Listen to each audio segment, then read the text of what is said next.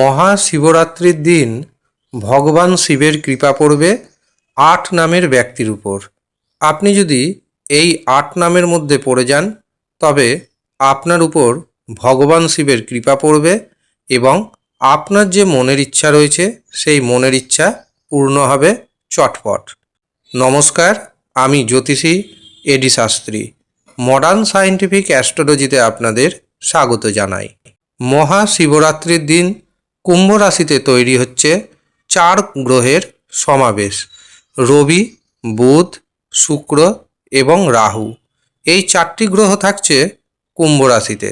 এটি কিন্তু 500 বছর পর তৈরি হচ্ছে এই যোগ, আর এটি নিঃসন্দেহে একটি খুব রেয়ার যোগ।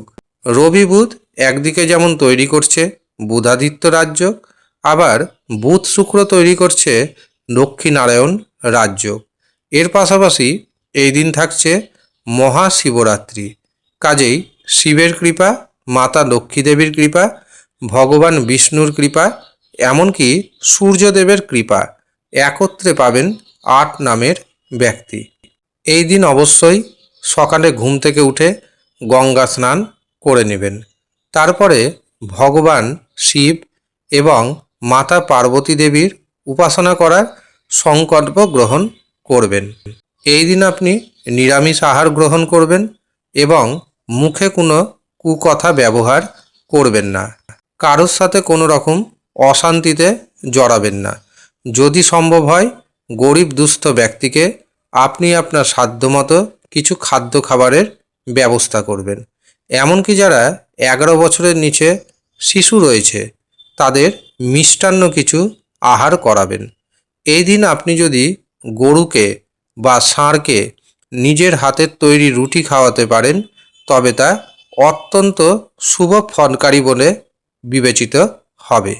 মহাশিবরাত্রির দিন 8 নামের ব্যক্তির অর্থনৈতিক উন্নতি হবে, কাজে বাধা দূর হবে। যারা ব্যবসাতে একবারে ইনকাম করতে পারছেন না তাদের ব্যবসা ধীরে ধীরে উঠতে শুরু হবে। পারিবারিক জীবনে, দাম্পত্য জীবনে যে সুখের অভাব রয়েছে সেই সুখ কিন্তু ফিরবে। আপনি যদি শত্রু দ্বারা আক্রান্ত হয়ে থাকেন তবে এই দিন শত্রুকে নাশ করার জন্য শিবের কাছে বরদান প্রার্থনা করুন। অবশ্যই শত্রুকে নাশ করতে সক্ষম হবেন। যারা ঋণের মধ্যে জড়িয়ে পড়েছেন 8 নামের ব্যক্তির মধ্যে যদি আপনি পড়ে যান 20 থেকে 25 ভাগ ঋণ পরিশোধ করতে পারবেন এই মহাশিবরাত্রির পর থেকেই। যাদের বিবাহে বাধা রয়েছে বিবাহে বাধা দূর হবে। এমনকি গুপ্ত উপায়ে আপনার হাতে আসবে আকস্মিকভাবে প্রচুর পরিমাণ অর্থ। এই মহাশিবরাত্রিতে আপনি ভাগ্যের পরিপূর্ণ সাপোর্ট পাবেন। আটকে থাকা কাজ হয়ে যাবে, এমনকি আটকে থাকা অর্থ ফেরত আসবে। যারা বেকার রয়েছেন বেকারদের কর্মপ্রাপ্তির সুখবর আসবে। এমনকি যারা ভাবছেন বিদেশে যাবেন কিন্তু বারংবার মুখোমুখি হয়েছেন বাধার, তাদের ক্ষেত্রে বাধা দূরবর্তী হবে, এমনকি আপনি বিদেশ যাত্রা করতে পারবেন। কিন্তু মনে রাখবেন আপনার যে ব্যক্তিগত হস্তরেখা সেখানে যদি অশুভ গ্রহের দোষ থাকে তখন আপনাকে সেই অশুভ গ্রহের দোষ খণ্ডন করতে হবে। তার জন্য প্রথমে জন্মছক বিচার করাতে হবে। যারা জন্মছক বিচার করাতে পারছেন না তারা হস্তরেখা বিচার করাবেন এবং দেখে নেবেন কোন অশুভ গ্রহের প্রভাবে আপনার জীবনে উন্নতি আসছে না। সেই অশুভ গ্রহের সঠিক প্রতিকার প্রতিবিধান করান। 100% গ্যারেন্টি দিচ্ছি আমি, আপনার জীবনে সুদিন ফিরবেই ফিরবে। যারা নিজের জন্মছক বিচার করাবেন ভাবছেন, হস্তরেখা দেখাবেন ভাবছেন, তারা নিচের দেওয়া হোয়াটসঅ্যাপ বুকিং নাম্বারে যোগাযোগ করে নেবেন। যদিও সামান্য অর্থ আপনাকে পারিশ্রমিক হিসাবে প্রদান করতে হবে।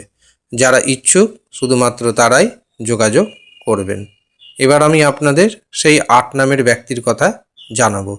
8 নামের ব্যক্তির মধ্যে রয়েছেন এ নামের ব্যক্তি, বি নামের ব্যক্তি, ডি নামের ব্যক্তি, কে নামের ব্যক্তি, এম নামের ব্যক্তি, এন নামের ব্যক্তি, টি নামের ব্যক্তি এবং এস নামের ব্যক্তি।